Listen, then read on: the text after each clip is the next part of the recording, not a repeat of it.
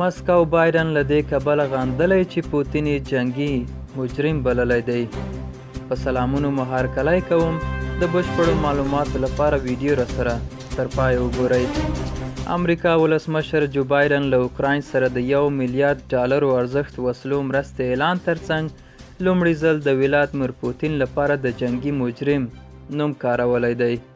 د روسیې ولسمشر ماڼۍ بیا د ولسمشر بایدن دا څرګندونې د نه منلو وړ بللې او په وینا یې هیرې به نه شي.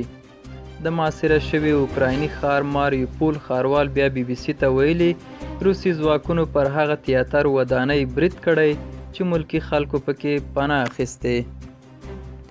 روسیې ولسمشرۍ ماڼۍ د دفاع وزارت پر ځینو چارواکو د امریکا بندیزونو ته غبرګون کې د ولسمشر جو بایدن په ګډون پر یو شمېر امریکایي چارواکو د روسیې سفر بندیز لګولی.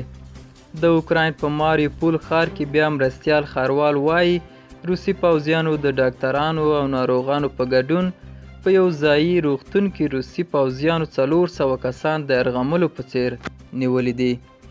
د دې ښار یو لوړپوړی چارواکی وایي پر سې شنبې له دې ښاره نږدې 20,000 کسان وتلي دي.